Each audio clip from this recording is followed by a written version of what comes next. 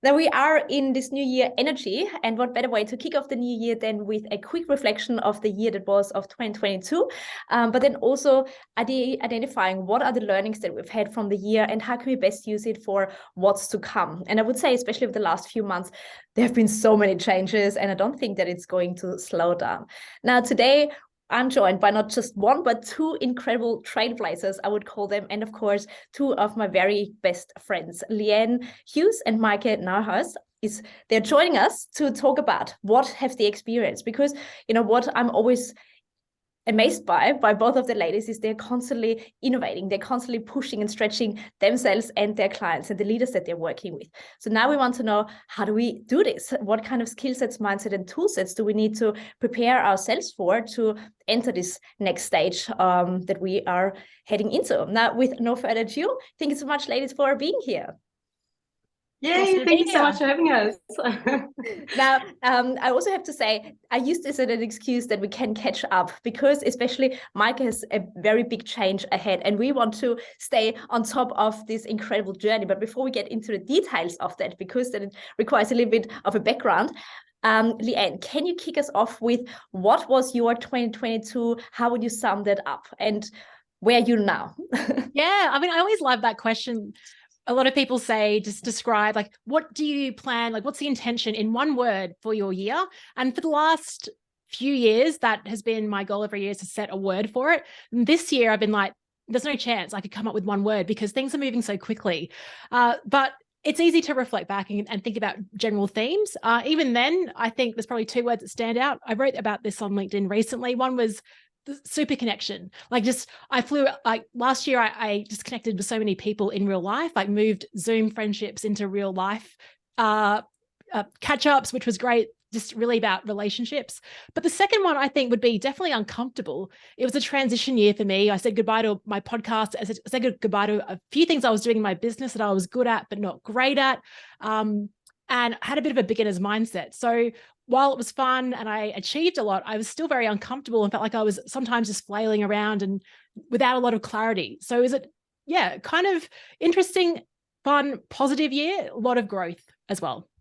Oh, I love this. And, you know, this is also what fascinates me so much with you. You're constantly doing something different, trying something new, and you're not afraid of saying, you know, this worked, this doesn't, and I let that go again. And so many are paralyzed by the fear, but what if it could go wrong, or I get a negative comment, or whatever it might be?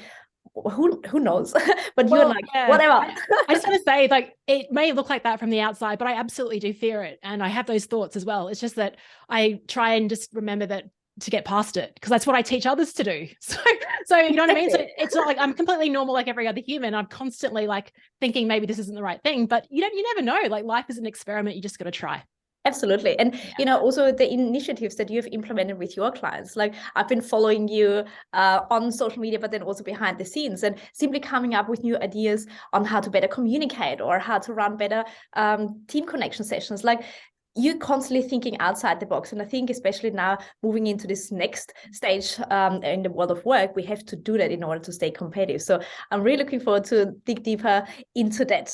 But before we get into that, Maike, give us a background. What is coming up for you and how have you prepared for it in 2022? Well, thank you. Well, I would say probably the biggest shift for me in 2022 is that I shifted more from working predominantly with individuals to working with organizations. And it's just something that I didn't really plan on doing with my business. I just love one-on-one work.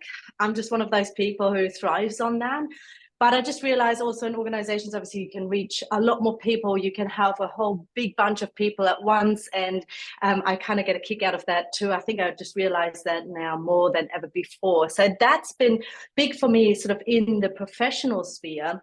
And it's that whole going with the flow, embracing the change, and also trying to level up. So it's not only professionally, but then also personally. And I think if you asked me for a word or a phrase for me to summarize that, I think it's probably something along the lines of purpose-driven.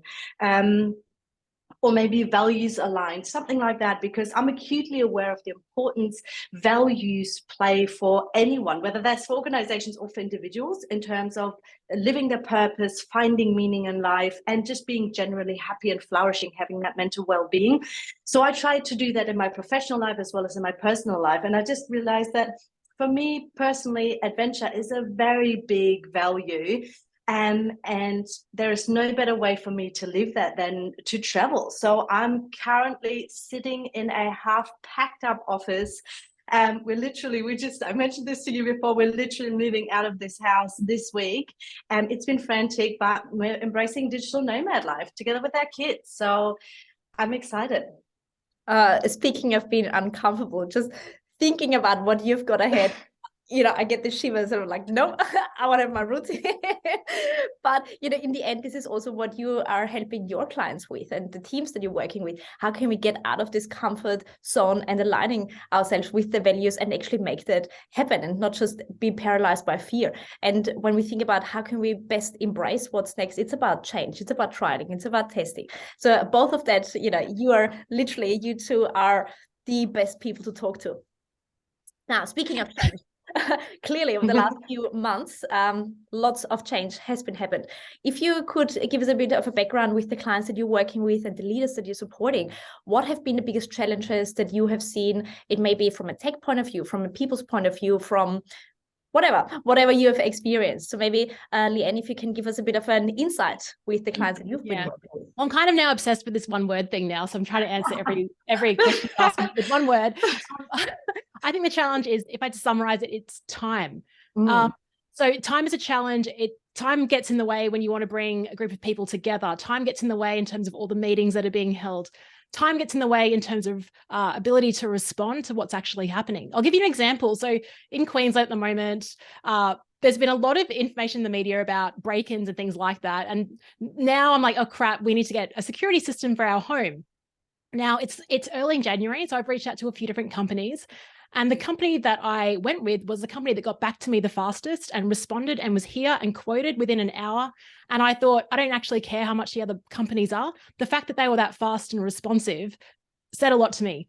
So that's one example from a client-facing perspective. But just internally, when it comes to time, is that a lot of people are like, how do we create connections? And everyone automatically thinks you've got to jump on Zoom calls like this. And look, I've had a podcast for the last 4 or 5 years, and I've built up incredible connections with people around the world with never having a single live conversation with them. And so when it comes to that, I think organizations, leaders need to start thinking about, how do you become responsive without being with someone live? How do you create that? How do you create connection asynchronously? And so that, I think, is the challenge, is like the speed and pace at which things are changing, the speed at which you have to sort of pick it up, while also maintaining your sanity. Right? That's the challenge. Absolutely. I love this example with the time perspective, because you're so spot on. Also, I think since COVID-19 hit, people have realized that our time is kind of finite. So it's not that we can just live into the day and do the same thing and be unhappy and so forth, because all of a sudden things are changing and we are facing a different era. Also, when I talk to my clients, when I started out, it was all about the one-on-one coaching sessions once a week over months and months and months. But people think now, and it's the first question that I'm getting asked, how much time is involved? How much time do I have to spend on that? People don't want to wait for anything. And I think when we can condense getting results, we can actually even charge more, because we are taking away the wait time and the lost opportunities. So, I love this. Yeah. And I think I don't want to be confused as well. I'm not promoting hustle culture here. I think there's absolutely ways you can get better results by actually being a bit more lazier. So, something I brought out last year was like Leanne on demand, and that was voice note coaching. Back to your example, Petra, is people don't want to wait the extra week to have, I don't want to wait a week to then ask my coach about something that I needed to know now before I had a conversation. I want to know that I can just voice note them and I'll get a response and it can help me in the moment. So that's a lower labor intensity, a better result, but it also speeds up the responsiveness. So that's kind of an example. Yeah. Absolutely. I'm also not advocating hustle culture. It's more about how can we be more effective and efficient with what we're doing, and how can we leverage technology to support that. And, with the asynchronous communication, how can we leave voice notes rather than typing things? How can we have some pre-work prior to a session rather than having to figure out everything as we go. So it's just about redefining how we get the results rather than just doing the same thing over and over because we had done it for the last 6 or whatever years. Awesome. Maybe we can change your one word from time to efficiency, Leanne. Yeah. Because I think that's exactly the crux of it, isn't it? Yes, it is. That's good. Absolutely. Now, Maike, what about you? I think I loved that Leanne just mentioned the idea of real connection, not just putting on a facade and having that outside world facing, appearance.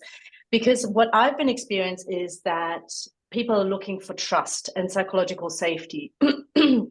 So trust in organizations is when people give the organization the benefit of the doubt. Psychological safety is when the people feel like they're given the benefit of the doubt. So big difference, both are very important for, anything and, talking about productivity performance, but especially so an aspect that I'm interested in, which is mental well-being. And I suppose this is the biggest change I'm seeing is that organizations realize that, we were talking about the quiet quitting or the big resignation or something like that. And it's because people are looking for something that can drive their own purpose. They don't just want to go and complete their hours in an organization. They want to get value out of that. They want to realize their potential. They want to feel as though they're doing something meaningful. And they want to be happy and flourishing and being mentally well. So they want a quality aspect over and above their paycheck.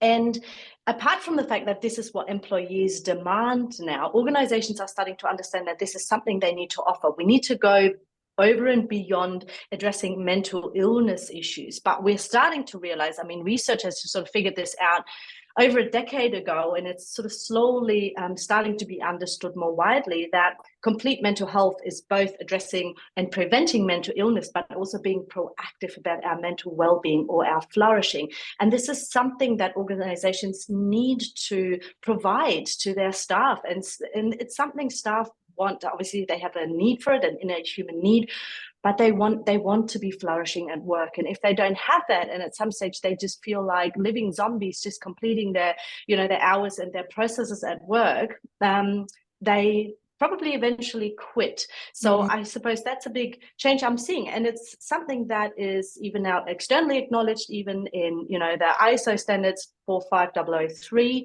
And that one in particular was only published a couple of years ago. So I think companies are starting to understand that they need to do something about that and be proactive about mental well-being for their staff.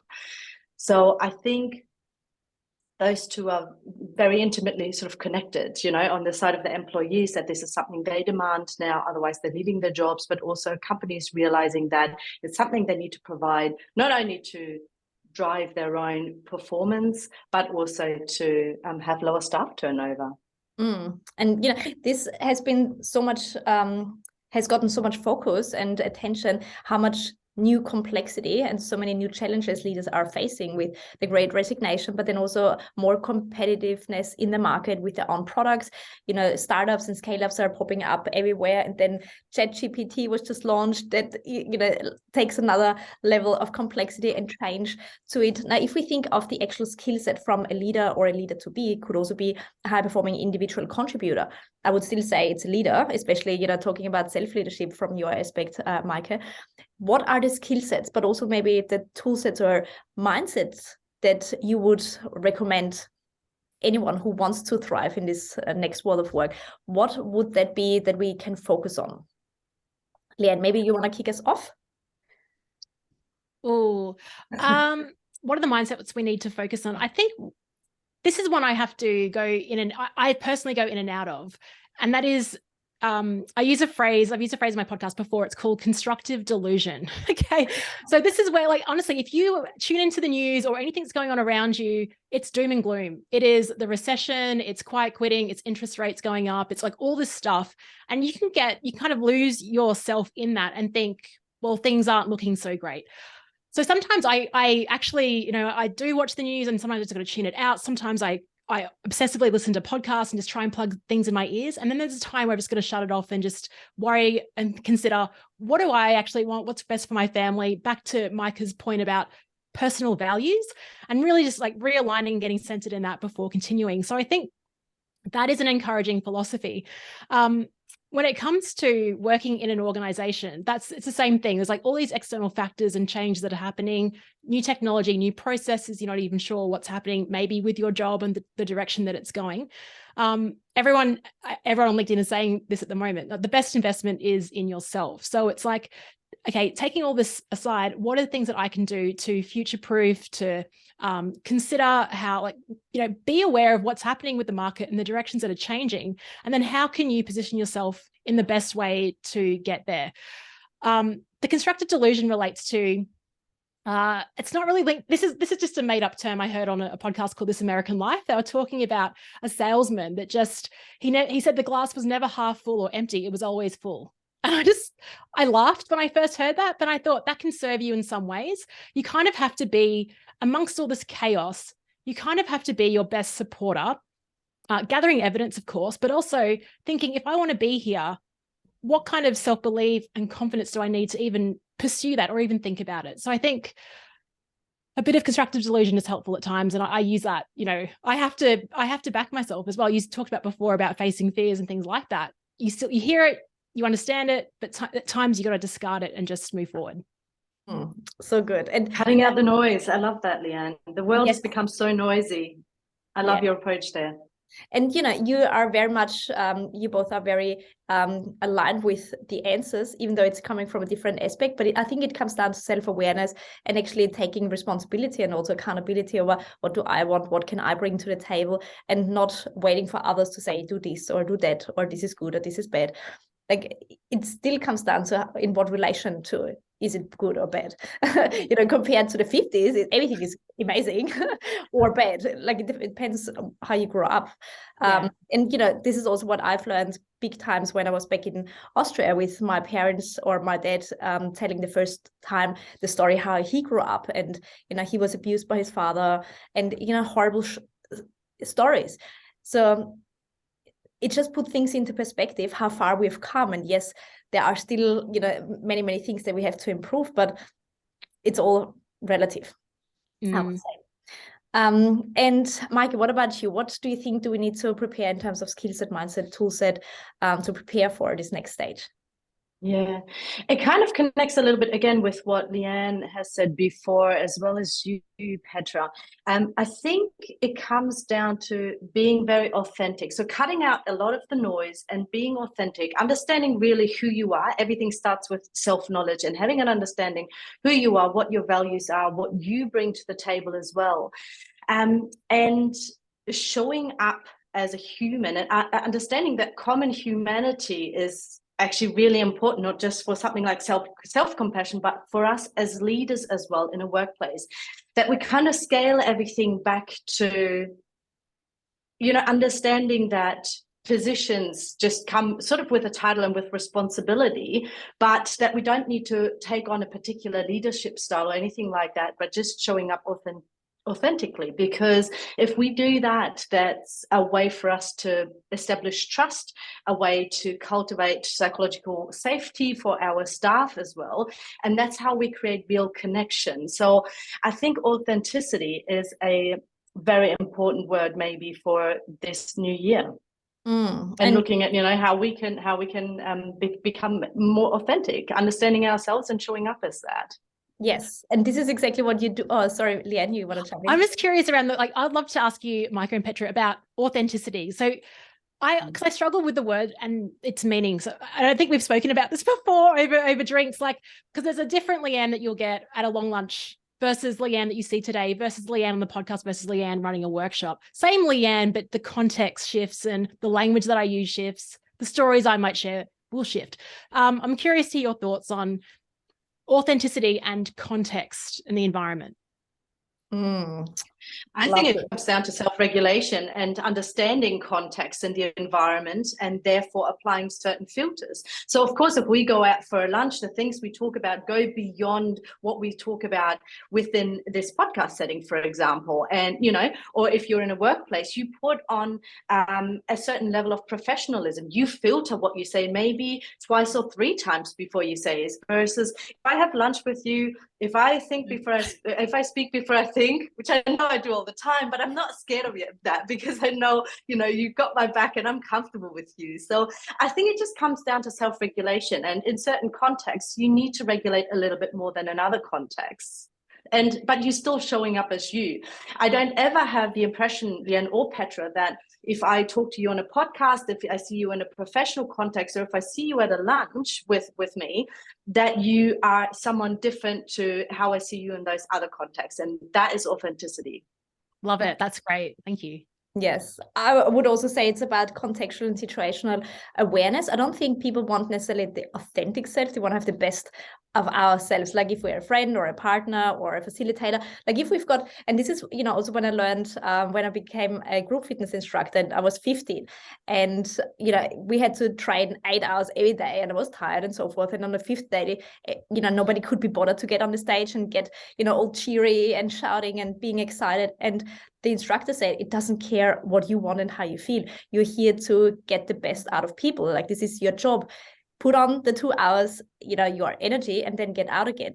And I think this still sticks with me so much, because if I have this one opportunity to coach a client or to do a keynote or to have this podcast interview, I'm not going to be slumbering and saying, oh, I can't be bothered to be here today. I'd rather be in bed or watch Netflix, because that might be my authentic self, but it doesn't fit in the context. So it is the filter, but at the same time, we choose very much how we show up, and knowing what is it that others want to get out of this situation, how can I best show up. I think that serves us in the best way.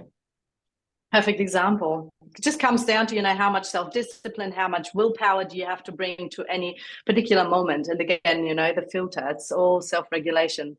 And I think, you know, coming back to your point, knowing what actually drives us, I think once we know why we are here and what our role is and our contribution to the organization, it's easy to show up as our best self, also when we are tired or hungry or, you know, bored, whatever it might be, because this drive to be part of this bigger purpose is a lot stronger than being tired or the other leg of lunch. Exactly. And you're showing up in service for someone else as well, you know, whereas when I show up at our lunch, I'm kind of like in service for myself. I'll remember that tomorrow. Don't you burst your bubble. Too funny. Well, is there anything else that we haven't discussed yet or that comes to mind, or any tips or advice that you would give anyone? I mean, something I'd like to discuss is like this whole, I feel like pre-pandemic, and I know we're sick of hearing the word pandemic, but I felt like when the pandemic, like I always kept thinking like when this pandemic is over, things will go like, it'll be even better. And, you know, it just is at a micro level. It's just, and sometimes it's annoying because like I can't now get a direct flight to Bangkok, and I'm like, that pre-pandemic, we used to be able to do that. But I feel like in 2022, we had this high opinion of post-pandemic life and what it would be like and how great it would be. And I think now we're very much realistic, if not more pessimistic around the future as well, coming into 2023. So I'm just curious, in terms of a sense check, what do you think about the difference between, you know, just the general sense of hope around 2023? What are your thoughts on that? Big question. That's a big question. I mean, what I've seen over the last few months, it's complexity has gone up in so many levels, from more competitiveness in the market, but then also supply chain issues, and you know, flights are getting cancelled and restrictions are getting put on. And people always say it's the new world. I don't think it's new, it's the next. Like, we're not going backwards anymore. Same with now, leaders want to get everyone back to the office. After 3 years working from home, it doesn't work like that. Like, you know, people have realized work-life integration is a big value of them because time is so short and so forth. Pessimistic, optimistic.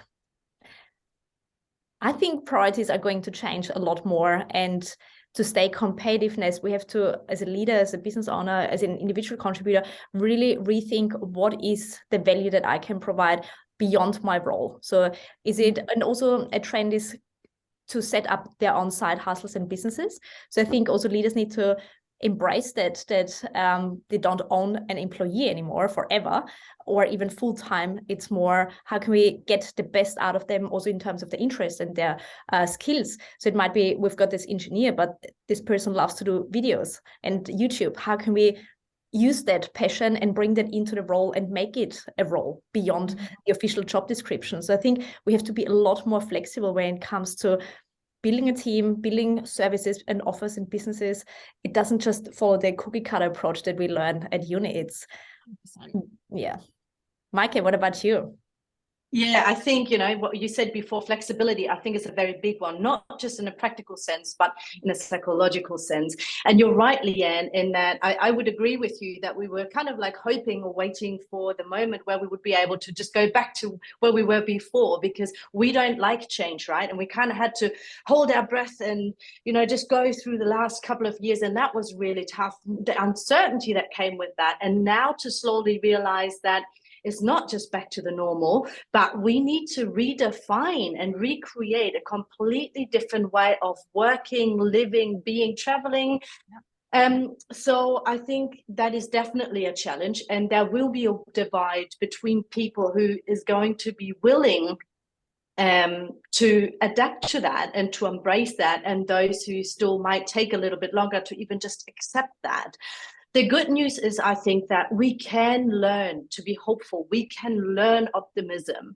So again, it comes back to almost mental well-being and that psychological toolkit. And I think, again, companies need to help all of their staff with this, because psychological flexibility is huge, especially in times like these, and where we try to redefine, well, how can we work? How do we want to work? How do our employees want to work? Do we still want to embrace hybrid work? Is this something our workers demand, and so forth? So psychological flexibility, I think, is going to be a huge one, and looking for opportunity to redefine and shape the reality in a way that suits us even better than pre-pandemic. But of course, it will still involve a whole lot of change and uncertainty and trial and being willing to fail with this as well. And that psychologically is just not something we take very lightly as humans.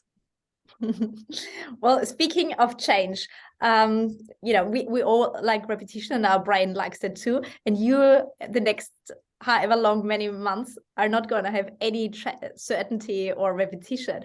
How do you personally prepare for it? And obviously also the family, like you don't have a set routine or a location or anything. How do you prepare for that? Because that's another level of change.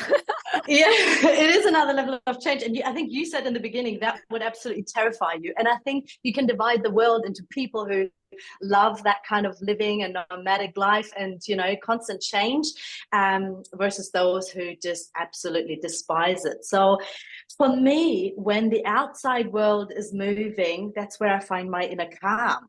So I'm just one of those people. If I stand still, like physically, I feel like things are spinning inside of me, or maybe I just notice it more. So change for me makes me actually relatively calm on the inside. I love it. But it's not just going to be normal traveling for us. We're not just traveling the world and doing the normal sightseeing like you would when you go on a holiday, maybe. We travel to countries for roughly 1 month at a time.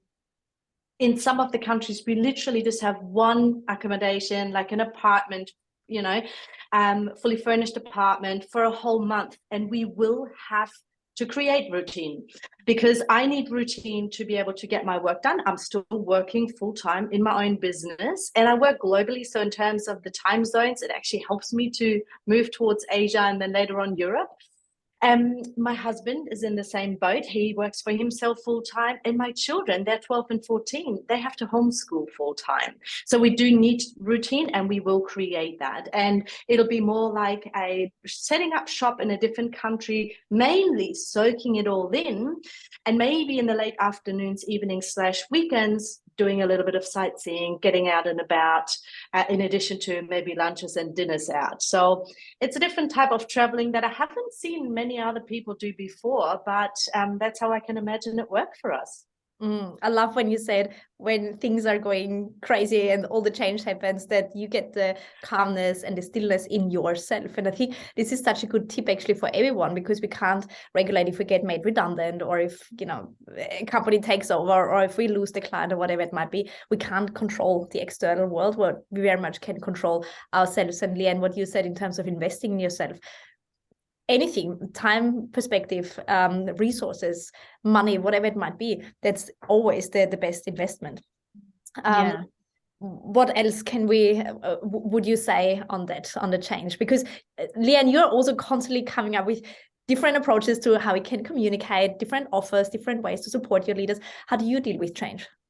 I just get bored. I mean, like, but that the analogy, like what Micah said before, it's so true. But even if you're standing still on this earth, you're still moving. Yeah. You know what I mean? So you can't, you resist it, but you're not really resisting it because you're still having to move with it. Like I find that really, I did a stargazing tour in Western Australia once, and we were lying there and he said how fast we were traveling. It's just, you know, we are traveling through space. And so for me personally, I just get bored. The reason, I mean, one of my number one strengths is ideation. So constantly coming up with new ideas. By the time I've shared the idea with someone, I'm already moving on to the next thing. And that's why I have my own business, because I get stimulated a lot and have to just, and partnering with companies on that. So I guess I get a lot of inspiration from, I really love that Carl Jung quote, those who look outside dream, those who look inside awaken. And I think I try to, like I said before, I try to do a bit of both. So I'll go outside, I'll seek information from podcasts and books, and I do gather a lot. And then there's a time to then internalize it and think, all right, how do I use this and how do I connect it to make something happen? So because things are changing so fast, I'm feeling very, like Micah, very excited and stimulated and invigorated by this. And I see things, I think, oh gosh, what's the possibility of that? And how can we connect that to make things better for us? So that's how I look at, you know, and I don't really, change is always a process. It's not really an event. It's a mindset, it's a way of doing things. And I think the more you embrace that and recognize that you're moving, even if you're standing still, it's a good reminder that, to embrace that mindset. Oh, I love it. I love it. I love the conversation. And I hope we can use that as an excuse to catch up, to discuss what we've been experiencing, and also to make it a regular thing to check in where everyone is at. Now, to wrap things up, is there any tool, tactic, method, approach, anything that you're currently obsessed with, that you would recommend? It could be anything from a podcast or a book or an activity. It doesn't matter. What is it that you're currently obsessed with? I've just got it right here. It's right next to me. I think I showed you this the other day, Petra. It's just great. I'm using this to reflect and to just, I don't really, like, I plan things, but I don't really stick to the plan, and that's okay. But it's just, we talked about values before. It's called My Brilliant Year. It's a business goals workbook by Leonie Dawson. What I love about it is when we talk usually about goal setting and planning, it's very black and white, very Excel spreadsheety. And did I say spreadsheety? I meant sheety. You can keep that in though. It's quite, But like, look at the color in this. And so anything that is a joy to work with, I will do. So I'm kind of obsessed with this week. Ask me next week, it'll be something else, but it's been quite good. I love it. I need to check that out. Looks fantastic. It's great fun. And Micah, have you got anything? I think I can bring this down to one word, and that's identity. I think that's probably a little bit what I'm obsessed with at the moment. And Leanne, you just said something about, you know, you make a lot of plans, you don't necessarily stick to them.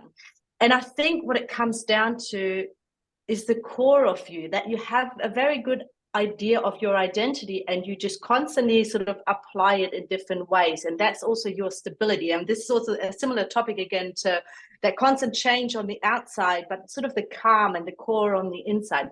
So identity is a big one for me that I'm obsessed with at the moment, because it's comes down to understanding who you are, and also understanding what your ideal self is. I know this probably sounds a little bit spiritual, but it's important because we need to understand what we think we're capable of doing and achieving, also in terms of living our purpose and being of best service to others. So even when we talk about psychologically realizing your potential, what that means is you look at your current self, who you are as a person right now, who you think you can be, so your ideal self, and slowly working towards closing that gap. So I really want to tune in, and in fact, I think I want to dedicate the first month of my whole trip to making that my main priority of tuning into my own identity, in particular, how I want to show up in this world, who I want to be at the very essence, and how I can slowly embrace that in my daily actions. And we cannot wait to follow that, get an update, and just brainstorm what your experiences are, because I think it's very transferable. So yes, it might be a travel experience, but at the same time, we also experience constant change or the stretch in the work environment, or working with a new client or in a different project. I think it's very transferable skill that we can embrace, which is why exercise for me is still the number one tool, quotation marks, that I'm constantly using. Even, in Europe, every day I've been exercising, even though it was the last day when we departed was 1 a.m. that I had to get up to exercise, because our train was at 3 and so forth. But I always say it keeps my brain sane and giving me the best chance to show up the best way to people. And, if you are aligned with your values and what you actually want to be known as, then you find ways to make that work and make that not rely on a motivation, but a habit. Exactly. You start feeling pulled towards it rather than having to push yourself towards it. Yeah. And I think this is a good check-in to see, how does it make me feel? Like, is it a push and is it a constant struggle? Like, when I'm not exercising, it doesn't matter what time of the day or how I'm doing it, that's a struggle for me, not the opposite. And exactly. Same with you, standing still, that's a struggle, whereas for others it's like heaven. But it comes down to self-awareness and not looking outside necessarily, but saying, what is my personal little world and how can I best leverage that, I guess. Exactly. And it comes back to self-identity and self-concept. We know, so when it comes to motivation, we know that, most people are familiar with intrinsic and extrinsic motivation. Now, the bad news is that while intrinsic motivation is awesome, right? We do activities just for the mere joy of doing them. The bad news is we can't choose really what we are intrinsically motivated for or not. It's relatively stable and tied to how we were born, like our personality. Relatively stable, might be able to tweak a tiny bit, but not much. But the thing is, there are types of extrinsic motivations that are very similar to intrinsic motivation. And sort of the highest form of that has a lot to do who we think we are as a person, our self-concept, our own self-identity. And if you perceive yourself as a person who puts their health at number one, before anything else, for example, you are much more likely to feel pulled towards actually turning that into daily action, therefore exercising on a regular basis rather than having to push yourself to it. So it's that whole identity spiel again, and that's why I'm a little bit obsessed with that. I love it. I love this chat, and I'm really looking forward to continuing this conversation and check in where everyone is at and what we can share from our learning. So thank you again for being here, and safe travels, Maike. Thank you so much, and thank you for putting this together and for having us. Yeah, thanks for having us. It's been awesome. Oh, we'll chat soon.